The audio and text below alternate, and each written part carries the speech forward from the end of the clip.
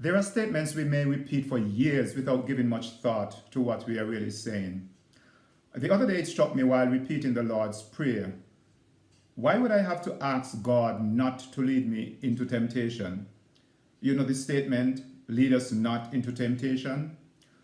For sure I know that was not an original thought, as I am certain that countless people have asked that same question, maybe even you.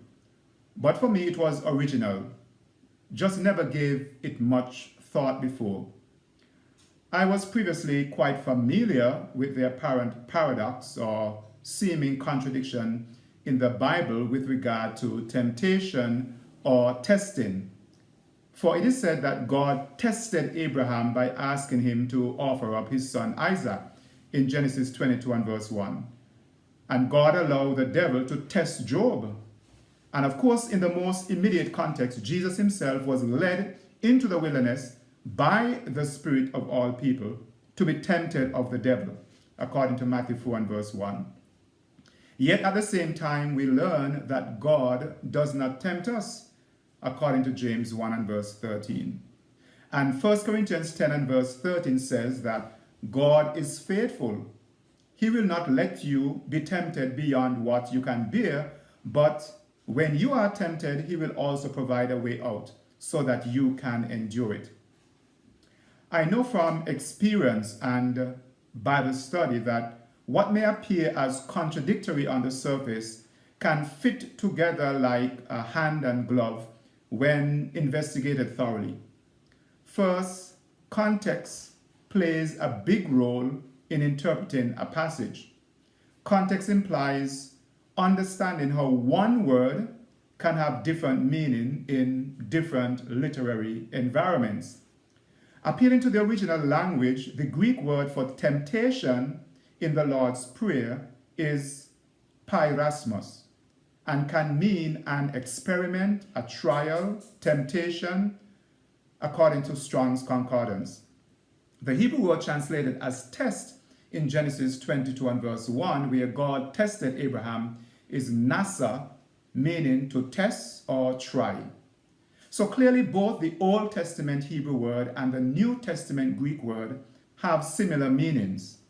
Since the meaning of both words in Greek and Hebrew are practically the same, we have to resort now to context to uncover the meaning we should choose, test or tempt.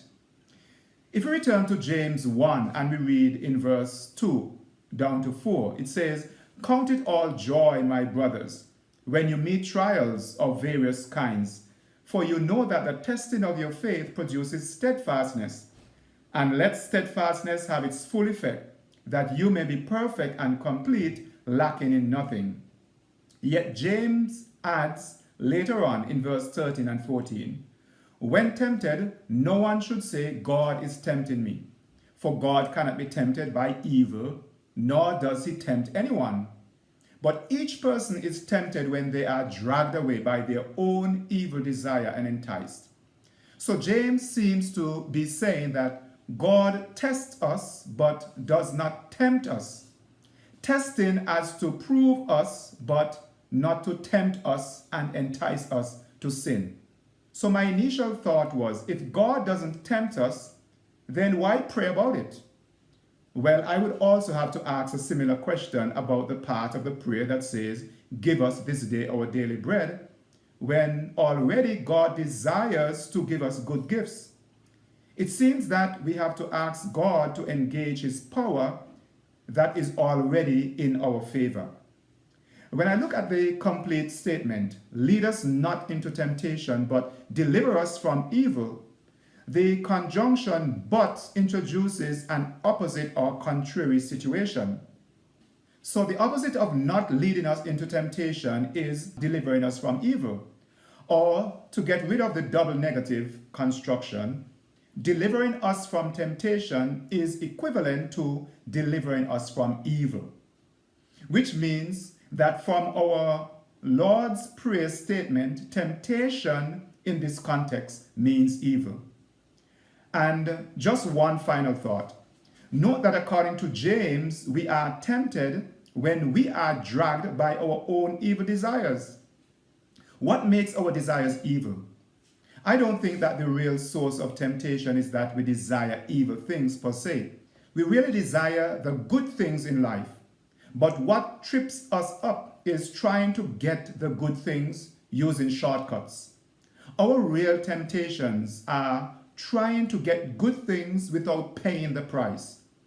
When we want to be at the top of the ladder without climbing.